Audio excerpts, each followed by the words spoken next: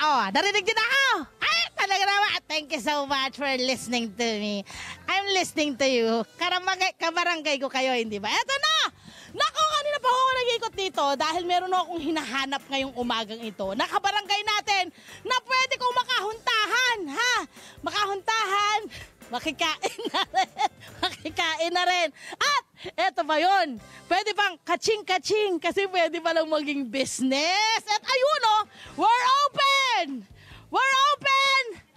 Good morning! Halika rito! Welcome to sa MC Kitchen po. Hello po. Ito na ating kabarangay, ha? Si Ate Marcel. Hinahanap kita, Ate Marcel. Kanino po ba ako hinahanap? Ate Marcel Raterta. Hello po. Kumusta ang iyong business? So far, so good po. Kakastart ko po. Kakastart ko pala po. Lapit tayo rito, halika rito, lapit tayo rito. Kung kakastart mo lang ulit. Opo. Oo, naku yun eh. Si Ate Marcel po ay 38 years old. Ha? Single. Single baka naman. Single si Ate Marcel, ha? Siya po yung may-ari ng Mac Kitchen, kung tawagin. Kaya mo pag tinawag na Mac Kitchen dahil Marcel. Opo. Yung M at saka C po. Di ba? Ang galing. Panalo. Diba? Siyempre, sila raw po, may lahi daw kayo ng mga single. Opo. Ba't yun naman nasabi ng mga lahi ka naman? Sila ba kayo? Meron po talaga. Sa generation po ng father ko, dalawa po. As in, yung tipinsan ko pong kagawad, single din po. Pero you know what, Miss Ate Marcel? Parang happy-happy ka. Opo, ang pagiging single naman po, hindi ibig sabihin na dapat may partner ka or dapat kahit single ka, masaya ka pa rin. Yes! Diba? Dahil dapat hindi nakadepende ang iyong kasiyahan, ang iyong happiness sa isang tao. Yes, opo. Ikaw ang magdidikta ng iyong kasiyahan. Tama po. Very good! Saka very good yan. Naku, ito naman pala, orphan na kayo. Opo. Okay lang, kailan ano po, mama ko po is noong 2019, tapos yung father ko po 2013 po. Tapos yung brother ko po is recently stroke patient po siya. Kaka-recover lang din po niya. Kaya sobrang matagal po nag-close yung MC Kitchen, yung store ko po. So ngayon lang po ako ulit nag-i-start. Sorry, hindi ko mapigil. Ayun. Bakit ka naiiyak? Kasi, syempre po, ito po yung parang bread and butter ko yan, tindahan ko. Tapos nung nangyari po to sa brother ko, ayun, so kailangan ko mag-close kasi dalawa lang kami. So kailangan ko siyang alagaan. So ilang months din yun. So umasa lang kami sa help ng mga tulong ng kaibigan, ng pamilya. So, yun po. Ngayon, so far, so good po. Nagtitinda po ako ngayon sa bazaar, sa barangay, sa tapat po ng barangay every Thursday to Sunday para po makilala ulit at para po malaman niyo po ulit na nag-ooperate na po ulit ang Marcel's Kitchen or ang FC Kitchen po. Bakit ganun yung pagnanasa mo na lumaban at pinili mo rin na tulungan yung kapatid mo? Dalawa na lang naman din kasi kami.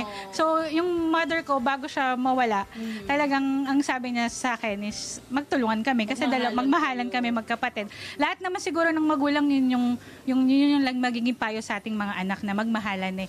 Kung babalikan mo yung mga ginawa mo para sa kapatid mo, ulitin mo pa rin yun. Oo naman. Ano naman eh, meron pa rin kayong di pagkakasunduan pero still, wala ka naman choice eh. Kapatid mo siya. So, kailangan mong intindihin at magkaintindihan kayo.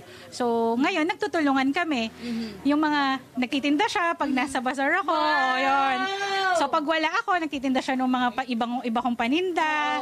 So, helping each other kami ngayon. That's very nice, Ate Marcel. Ito na, si Ate Marcel ay dating customer service sa Makati at liaison officer. Diba? Paanong nangyari? Nawalan ka raw ng kita? Paano? During nung pandemic, nung liaison officer ako, sabi ko, wala kaming, may binibigay naman yung company pero hindi sapat. Tapos naisip ko na try ko kaya magbenta ng baked lasagna.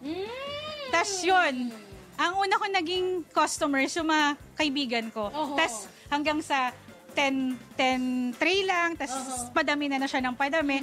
So naging ang ganda po ng mga feedback. Tapos naghahanap sila ng iba, baked shawarma, baked sushi. So trinay ko ng trinay. Then nag-boom naman po siya, kaya salamat po. Bakit food ang iyong parang pinunterya? Bakit food yung pinunterya mo na nagawing business?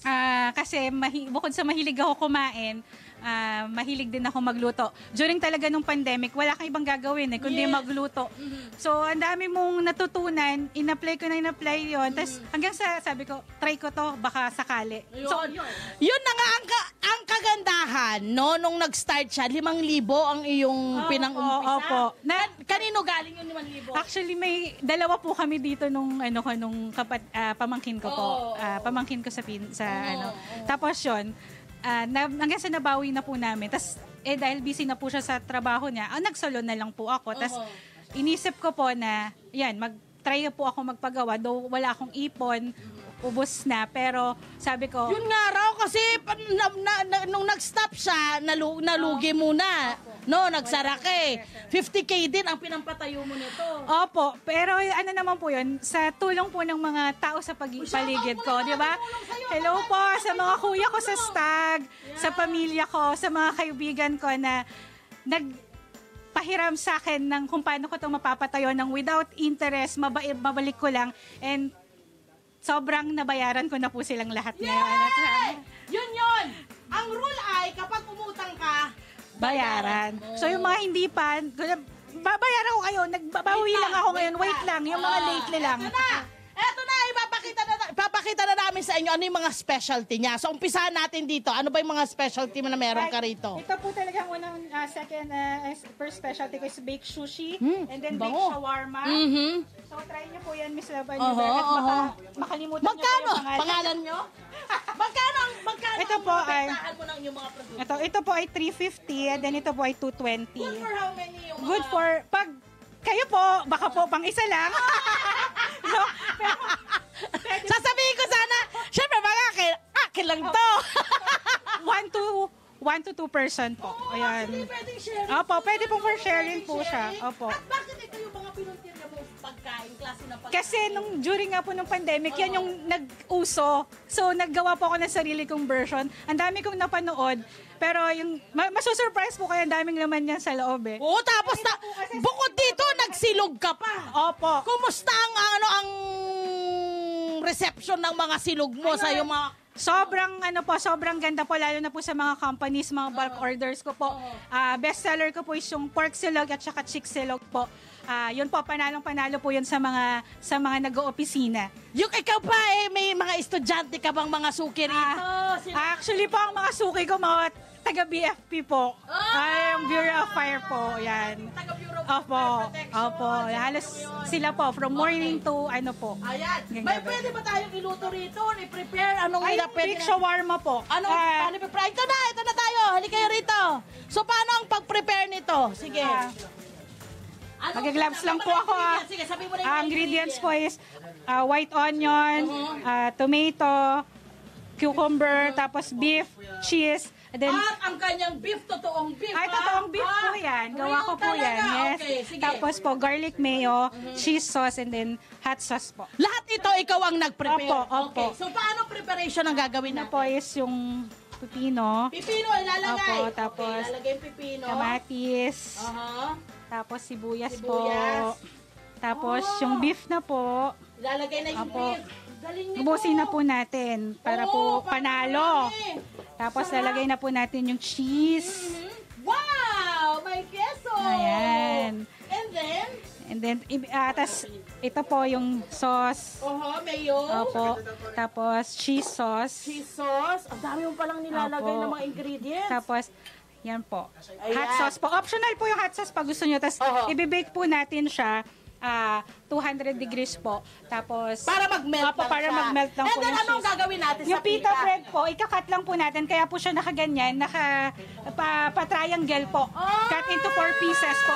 So, ito po yung magiging Ito pala yung kakalabasan magiging niya. itsura niya. Di ba ang social po? Correct! Pipika-pika. So, Yes. tikman natin. Siyempre, hindi ako papayag na hindi ko matikman yan. Ayan na.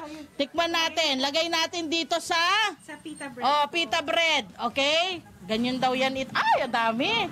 At ilalagay niya dito. Ha? Ayan. Ayan. Pasensya ka na. Ayan. Igaganito mo siya. Ganyan. Tapos kakainin mo na. Sarap po, di ba? Oh, wow.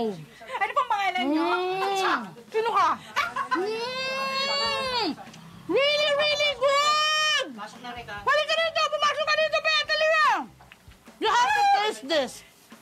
You have to taste this. Napakasarap. What? Hindi ako nagbibiro. Hindi ako nagbibiro. You have to taste it. You have to taste it. Yeah, hindi ko yan inano.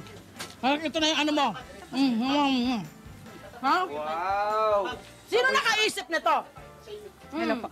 Yan. Kaninong recipe to sa'yo lahat Opo, yan? opo. Ang sarap, friend. I'm not kidding. Seryoso po. Gabi itong kabarangay natin. Marunong at magaling magluto. May bake sushi pa po. Approve po ba? Kamusta, my friend? Speechless. Deserve mo talaga ang food business kasi maraming salamat at sinishare mo sa amin, no? Sa mga kabarangay mo yung iyong skill sa pagluluto. Maraming salamat. Hi! Sumama mo! Sana na mga Kanet 25. This is Love and New Verbo. For more love, Tunipet, and Arafang updates, just click the subscribe button and follow us on our Net25 social media pages at Net25 TV and Net25 Entertainment Facebook. See ya. I love ya.